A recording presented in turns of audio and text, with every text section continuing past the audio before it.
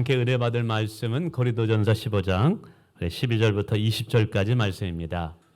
신약성경 282쪽입니다. 제가 봉독하겠습니다. 화면 함께 보시든지 성경 함께 보시면 되겠습니다. 고린도전서 15장 12절입니다.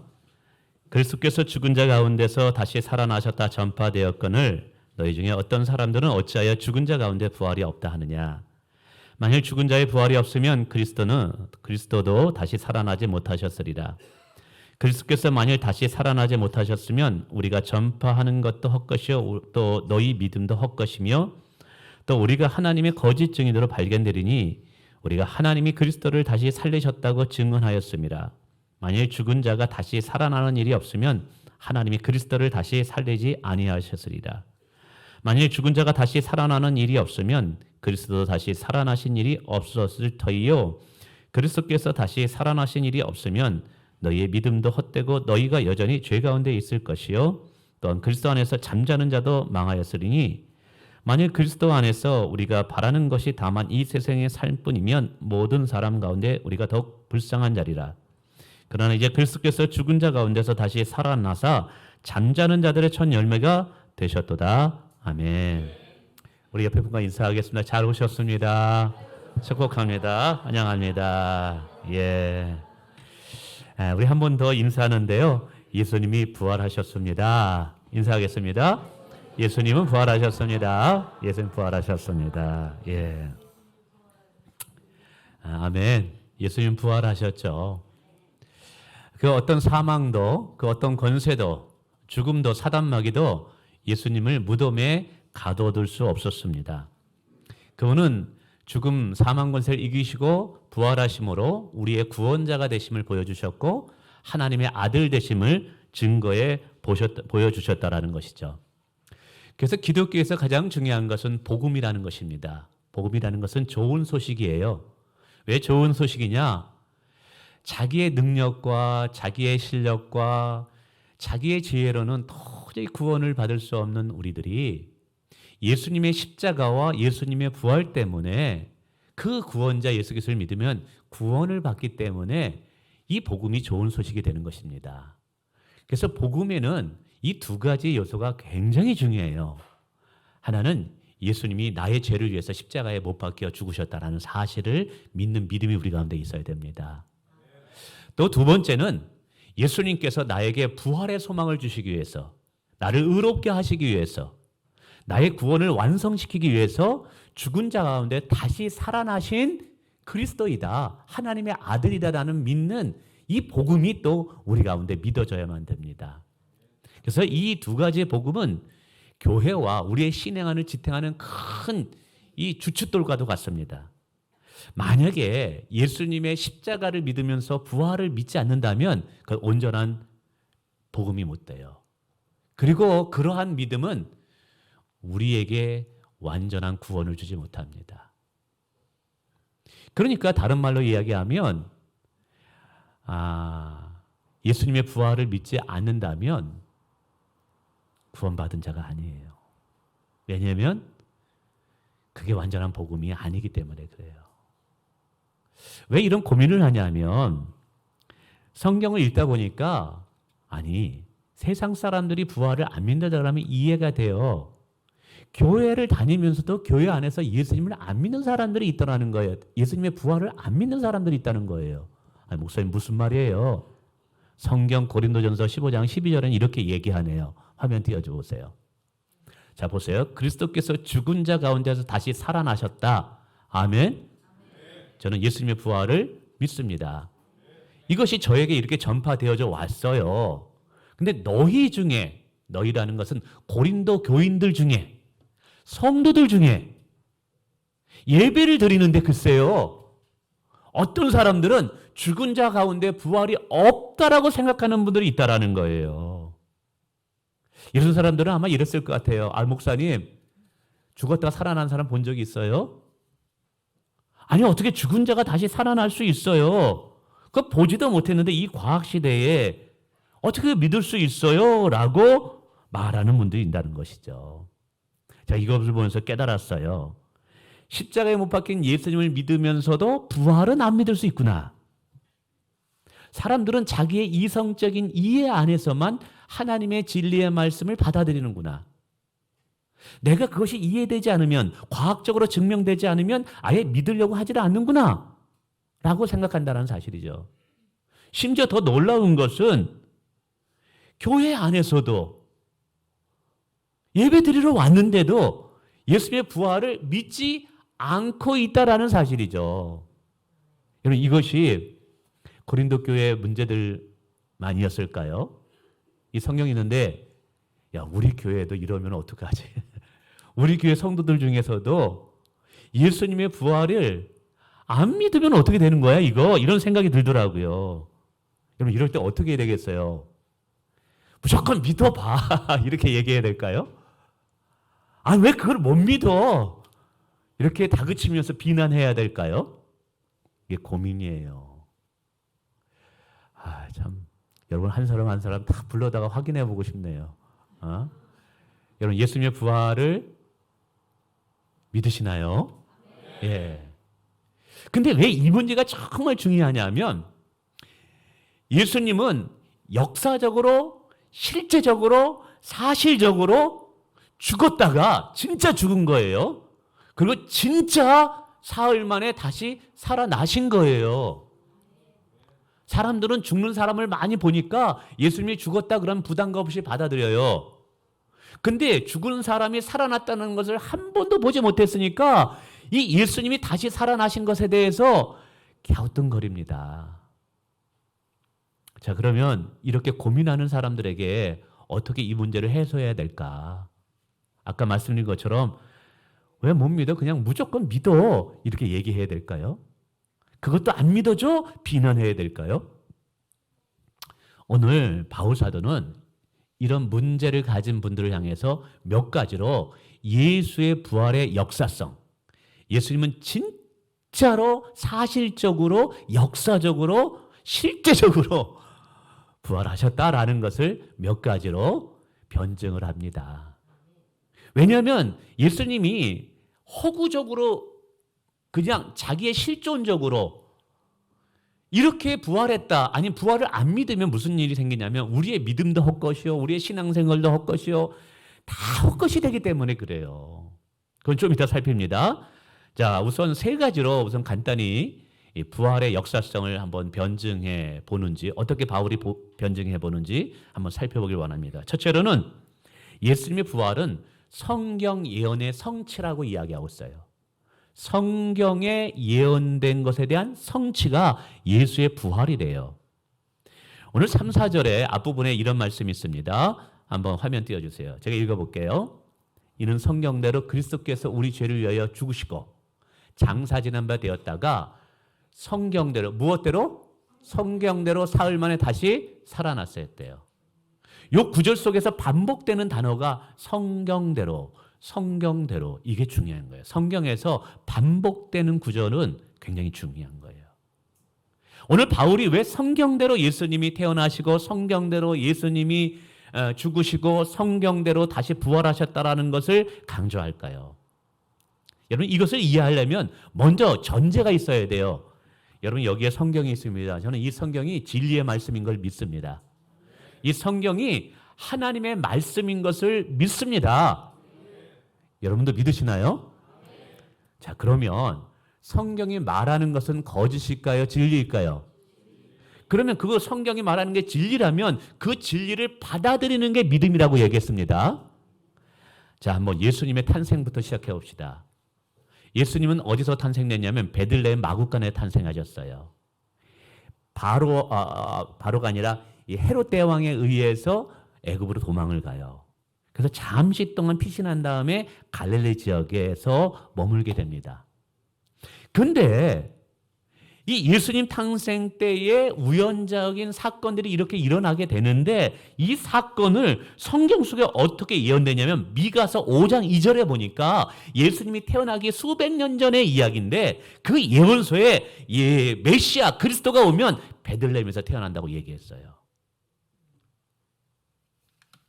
뿐만이 아니라 이사야 11장의 1절에 보면 갈릴리 사람이라고 칭함을 받을 것이라고 예언되어 있어요. 호세아 11장 1절에 보면 그리스도가 태어나서 잠시 동안 애굽의 피신에 가 있을 거라고 예언되어 있어요. 여러분 신기하지 않습니까?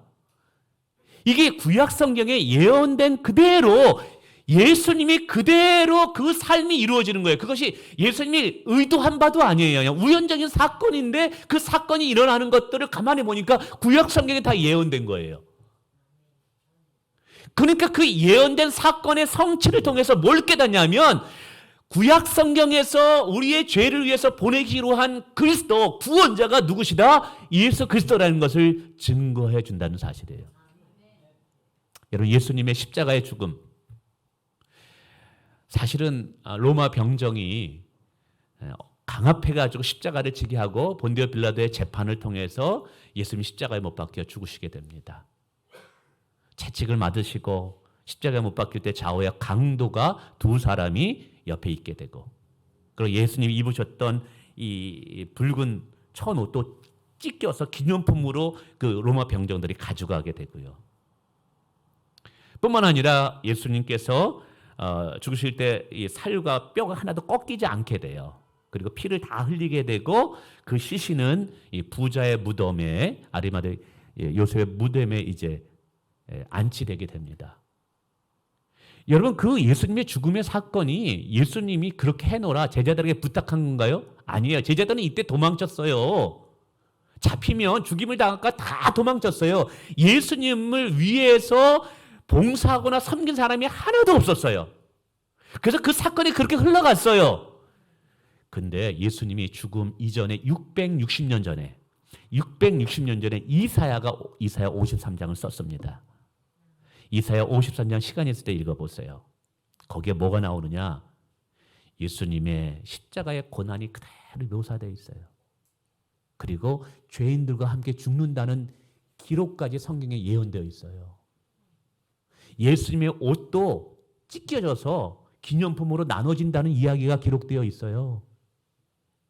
예수님의 시신이 부자의 무덤에 안치된다라는 사건까지 예언되어 있어요. 그래서 마치 이사야라는 사람이 예수님의 죽음의 모습을 다 그대로 보고 그 자리에서 현장에서 기록한 것처럼 기록되어 있어요. 근데 이사야가 예수님이 죽으실 그 당시에 그게 기록한 것이 아니라 과거 660년 전에 예언된 말씀인 거예요. 그러니까 예수님의 십자가의 죽음도 그냥 그대로 되어지지 않아요. 성경 그대로 죽임을 당하는 현장이 이루어집니다. 여러분 이걸 어떻게 설명하겠어요? 아니 660년 전에 성경에 기록한 그대로 예수님의 죽음의 사건이 그대로 다 되어지더라는 거예요. 이걸 어떻게 설명하겠어요? 방법은 하나님이 하나밖에 없어요. 하나님이 간섭하셨다. 그래서 그것을 통해서 뭘 성경은 말하냐 하면 예수님은 하나님이 우리의 죄를 위해서 보내신 하나님의 아들 구원자라는 것을 증거해 있는 증거라는 거예요. 이게 성경대로 죽으신 거예요. 아까 여러분 동의하셨죠? 성경이 진리이고 진리의 말씀이라는 내가 믿나이다 그랬어요. 그럼 예수님의 죽음도 성경에 대한 예언의 성취이기 때문에 당연히 성경의 말씀을 이 죽음을 진짜 사실적인 죽음, 허구의 인물이 아니에요. 예수님은 제자들을 만나려면 가상의 인물이 아니라는 거예요. 부활은 어땠습니까? 사흘 만에 부활한다고 이야기했어요. 사흘 만에 예수님 부활하셨죠. 근데 이것을 여러분 이사야 53장 10절, 호세아 6장 2절, 요나서 2장 10절에 예언되어 있다는 사실이에요. 뿐만이 아니라 예수님이 제자들과 사역을 하시면서도 반복적으로 얘기해요. 누가복음 24장 7절과 마가복음 8장 31절에도 내가 인자가 십자가에서 고난을 당하고 죽임을 당하고, 그러니까 제자들이 두려워해요. 걱정하지 마. 내가 사흘 만에 다시 살아날 거야 라고 예언했어요. 그 말씀대로 예수님은 살아나신 거예요. 성경대로 다시 살아난 거라니까요. 그러니까 이것은 뭐냐면 성경이 예수님의 부활을 실제다, 역사적 사실이라고 성경이 증거하고 있다는 사실이에요. 이걸 거꾸로 말하면 성경을 하나님의 말씀으로 믿는다고 하면서 예수님의 부활을 믿지 않는다면 그 사람은 사실 성경을 안 믿고 있는 거예요. 아, 그렇잖아요. 성경이 논리적으로 따지면 하나님의 말씀인 것을 내가 다 믿는다고 했다면 성경이 뭘 얘기해요? 예수님의 부활은 역사적 사실이라는 것을 예언의 성취를 통해서 말씀하고 있단 말이에요. 근데 성경을 하나님 말씀이라고 진리라고 믿으면서도 예수님이 부활하신 걸 나는 안 믿어 그러면 사실은 그 사람은 성경을 안 믿고 있는 거예요. 성경이 진리의 말씀을 믿는다면 예수님의 부활도 역사적 실제적 사실로 받아들일 수밖에 없다는 사실이에요. 그래서 오늘 바울 사도는 정말 예수님은 진짜 살아나셨다라는 거예요. 제자들이 만들어낸 허구가 아니라는 거예요. 우리나라 그 당군 할아버지처럼 곰이 사람 그런 설화가 아니라는 거예요. 두 번째, 바울이 예수의 부활을 목격한 많은 증인들이 여전히 살아있다라고 얘기하고 있어요. 5절과 7절 화면 띄워주세요. 이렇게 말합니다. 부활하신 주님이 게바에게 보이고 12자에게 보이고 500의 형제에게 보이셨으나 지금까지 대다수는 살아있다. 그리고 그 후에 야고보에게도 보이셨대요. 이런 거죠. 고린도 교회 교인들이 나 예수님이 부활한 거 못 믿겠어. 아니 어떻게 죽었던 자가 어떻게 살아날 수 있어? 그거 증명해 보일 수 있어? 나 못 믿겠어 하니까 바울이 뭐라는 거예요? 예루살렘 교회 와보라는 거예요. 지금 예루살렘 교회는 예수님의 부활을 경험한 수많은 사람이 아직 살아있다라는 거예요. 한두 사람이 예수님의 부활을 주장하면서 거짓으로 만들 수 있죠. 근데 500명, 600명, 700명 넘는 사람들이 예수님의 부활을 함께 믿는다? 그리고 거기에 보면 누가 나오냐면 게바라는 사람이 나오고 야고보가 나옵니다. 게바는 베드로예요. 어떤 사람이었어요? 예수님이 십자가 질 때 무서워서 벌벌 떨면서 나 예수님 몰라 하고 도망친 사람이에요. 여러분 야고보는 누구냐 하면 야고보 사도가 아니라 예수님의 육적인 동생 야고보예요. 나중에 이 사람이 성경에 야고보서를 쓰긴 합니다. 근데 이 육적인 동생 야고보는 예수님이 사역할 때 따라다니면서 뭐라고 얘기했는지 아세요? 형님 왜 미친 짓 하세요? 형님 동네 사람들이 형님 미쳤대요. 형님 우리 집으로 돌아갑시다. 그래가지고 예수님 쫓아다니면서 예수님이 막 말씀 가르치고 막 할 때 그거 그만하라고 말렸던 사람이 야고보예요. 근데 이 두 사람이 어찌된 일인지 완전히 변화된 거예요. 여러분 겁장이었던 두려웠던 베드로가 죽음 앞에서도 두려워하지 않고 부활의 증인이 됩니다. 여러분 이것을 어떻게 변화시키고 어떻게 설명할 수 있어요? 예수의 부활 외에는 부활하신 예수님을 만난 것 외에는 이것을 설명할 길이 없어요. 야고보도 마찬가지예요. 여러분 다른 사람은 속일 수 있어도 가족은 못 속여요. 왜냐하면 가족은 함께 사니까 다 알거든요. 그래서 야고보는 절대로 안 믿을 사람이에요. 근데 그가 생명을 버리면서 예수를 위해서 죽어요. 어떻게 그럴 수 있죠? 부활하신 예수님을 만났기 때문에 그런 거예요. 그래서 파스칼이 이런 말을 합니다. 만일 예수의 제자들이 서로 의논해서 예수의 부활을 거짓으로 만들었다고 가정해 봅시다. 그중 한 사람이라도 거짓이라고 자백했다면 예수의 부활은 전부 붕괴되었을 것입니다. 그러나 저들은 순교를 하면서까지 부활을 전하였고 진실성을 보여주었습니다. 거짓을 위해 자기 목숨을 내놓을 사람이 어디 있겠습니까? 라고 이야기합니다. 여러분 예수님의 12제자 중에 요한만 빼놓고 다 순교를 당했습니다. 다 죽임을 당했어요. 예수님의 부활이 거짓이 있다면 여러분 거짓을 위해서 자기의 목숨을 바칠 사람이 어디 있어요? 그들은 예수가 부활했다고 계속 사도행전에서 전파합니다. 예수가 부활했다고 전도합니다. 근데 그것이 거짓이라면 그 거짓을 위해서 자신의 생명을 버릴 사람이 어디 있겠느냐 이 말이에요. 미친 사람이나 그렇게 하죠. 근데 제자들은 미치지 않았어요. 그것은 진짜 이들이 이 부활하신 예수님을 만났기 때문에 그런 거예요. 여러분 예수님의 부활은 사람이 만들어낸 허구가 아니라니까요. 설화, 옛날 이야기가 아니에요. 정말 예수님은 실제적으로, 역사적으로, 사실적으로 진짜 다시 살아나신 거예요. 아멘? 뿐만 아니라 바울 자신이 예수님을 만났다고 간증하고 있습니다. 자신이 증인이래요. 화면 또 띄워주세요. 8, 9절에 말합니다. 8절만 볼게요. 맨 나중에 만삭되지 못하여 난 자 같은 내게도 보이셨느니라. 부활하신 예수님이 자기에게 찾아오셨다라는 거예요. 여러분, 바울이라는 사람이 어떤 사람이었어요? 가말리알 문화에서 강한 율법 훈련을 받았어요. 이 사람은 예수 믿는 사람은 진짜 똥보다 싫어했던 사람이에요. 예수 믿는 사람을 어떻게든지 잡아 죽이는데 앞장섰던 사람이에요. 그래서 스데반을 죽이는데 앞장섭니다. 예루살렘 교회를 불사르고 예루살렘 교회 성도들을 다 잡아 죽이고 옥에 가두는 일에 가장 앞장섰던 사람이에요. 그래서 이 사울의 이 핍박에 그리스도인들이 막 뿔뿔이 흩어지고 도망을 갑니다. 그래서 저기 지금의 시리아의 다마스커스라는 다메섹이라는 그 성읍으로 많은 그리스도인들이 도망을 갑니다. 그러자 이 바울이라는 청년이 그들을 내버려서는 안 되겠다. 예수 믿는 사람들을 바퀴벌레보다 못하게 여겼던 사람이에요. 그래서 군인들을 대등해가지고 그들을 잡아 죽이러 올라갑니다. 그러는 도중에 부활하신 예수님을 만나게 됩니다. 완전히 새 사람으로 바뀝니다.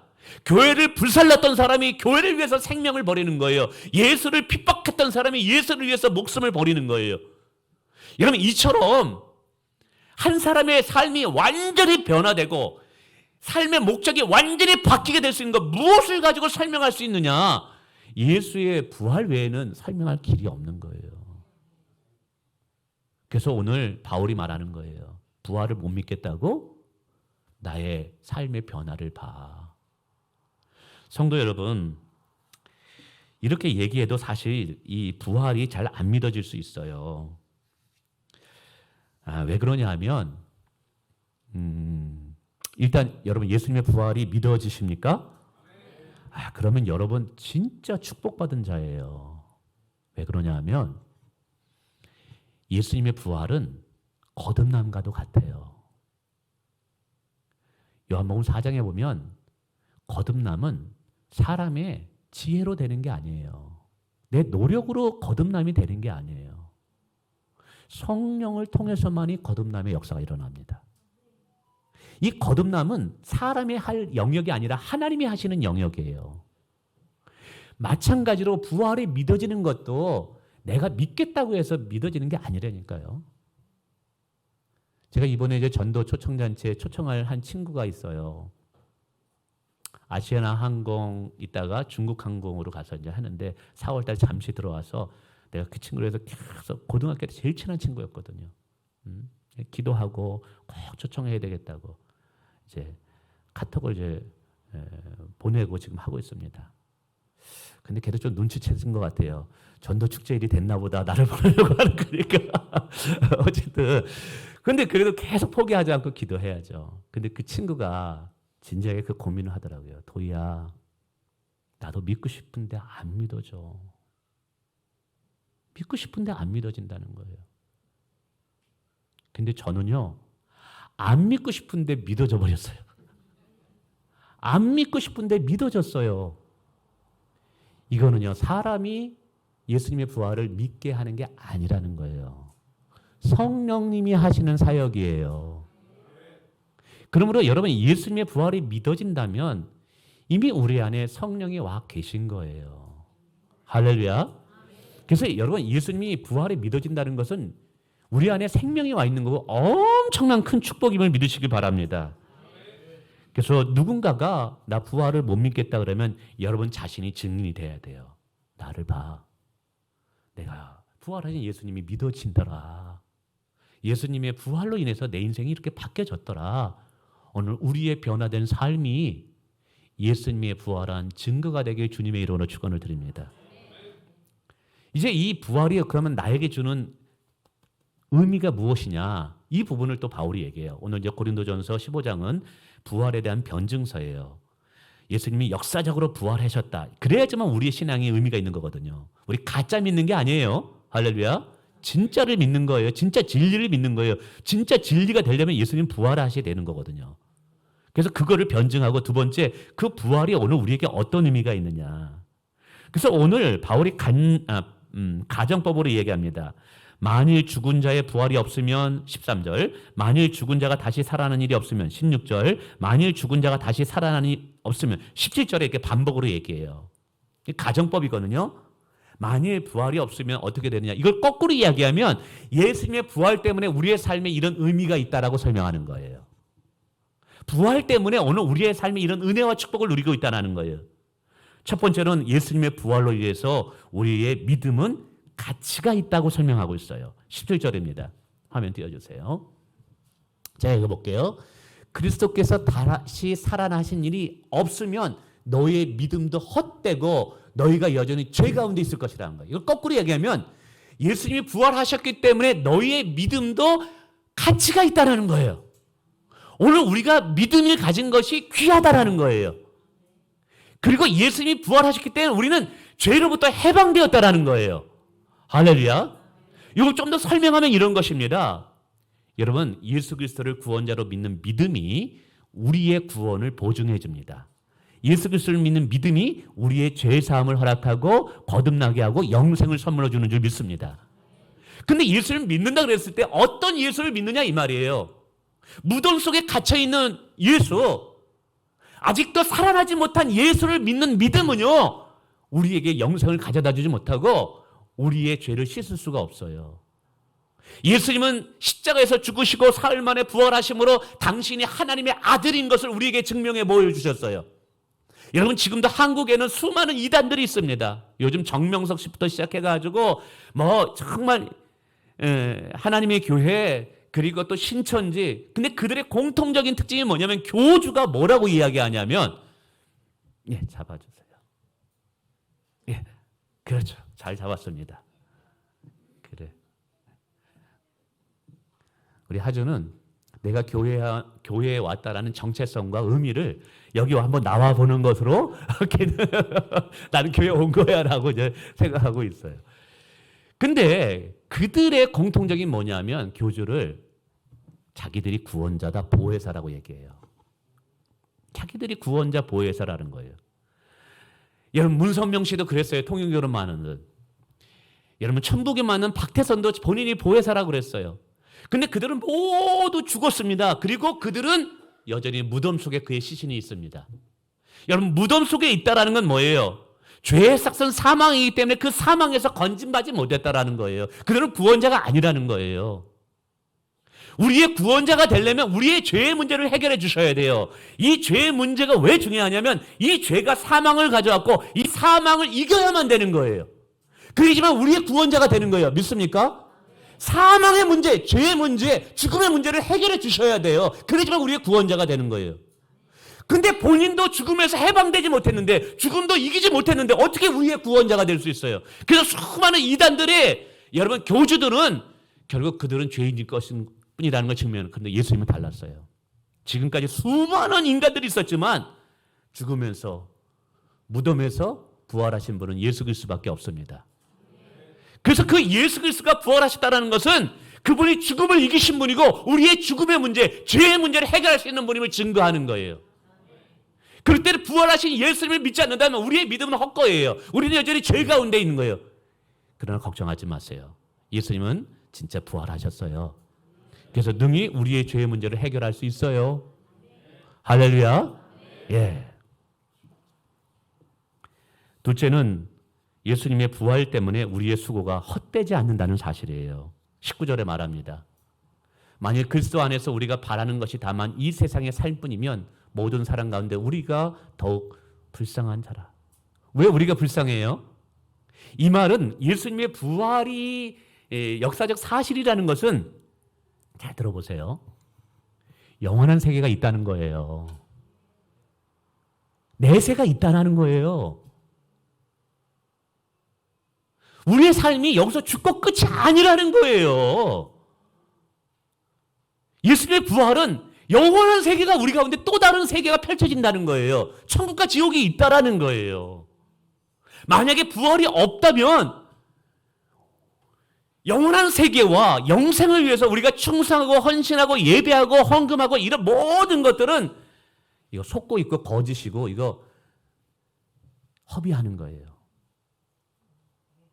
예수님이 부활이 없다면 저 오늘부로 목사 그만둬도 괜찮아요.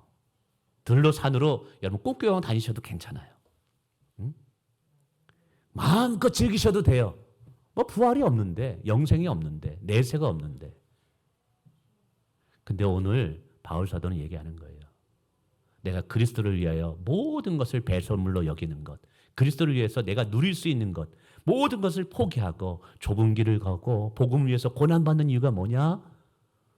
예수 그리스도의 부활이 있고 그리고 그 부활의 때 주님이 주실 나에게 상급이 있다라고 믿었던 것이죠. 그게 사실인 거죠. 저도 이 구절을 보면서 굉장히 도전을 받았어요. 그래서 저 스스로도 될지 안 될지는 잘 모르지만 또 이게 어떻게 여러분들이 이해하지 못하지만 그런 마음으로 오늘도 참 그런 기도를 했어요. 하나님, 제가 부활을 믿습니다. 정말 내세가 있음을 믿습니다. 예수님의 다시 오심을 믿습니다. 그리고 이 땅에서 내가 주를 위해서 충성하는 것, 그것이 헛되지 않음을 내가 믿습니다. 가만히 생각해 보니까 내가 이 세상에서 사람들로부터 칭찬받는 것, 이 세상에서 내가 누리는 것, 상급을 받는 것, 그거 주님으로도 받기 위해서 야, 이거 포기해도 괜찮지 않을까?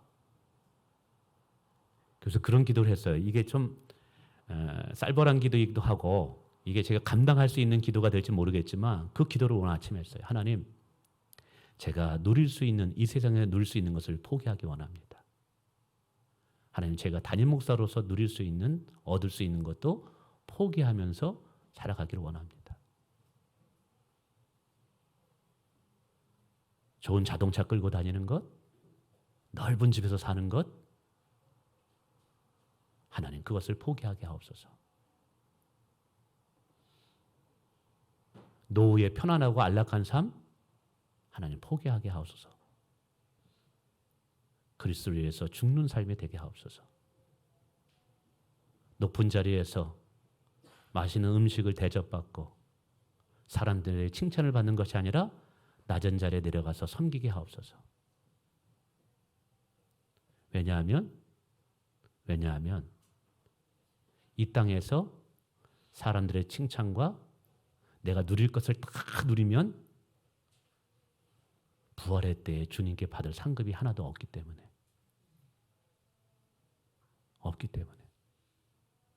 저는 예수님으로부터 상급받고 싶어요. 저는 예수님으로부터 칭찬받고 싶어요. 내가 이 세상에서 모든 걸 다 누린다면 주님께 받을 게 없잖아요. 이 세상에 받을 상급과 주님이 주실 상급을 비교해보면 하늘과 땅 차이일 것 같아요. 그래서 주님, 끝까지 좁은 길을 가게 하옵소서.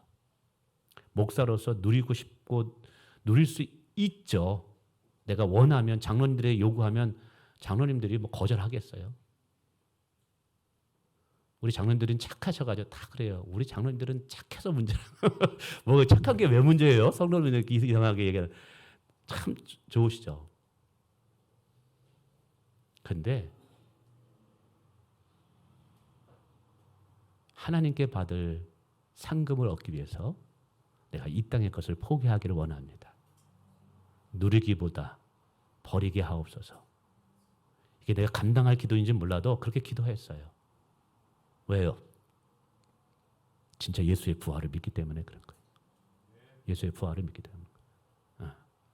하여간 이런 마음이 변질되지 않게 기도해 주세요. 이렇게 기도한 다음에 나중에 장로님한테 장로님 저기 BMW 자동차 한 대 뽑아주세요.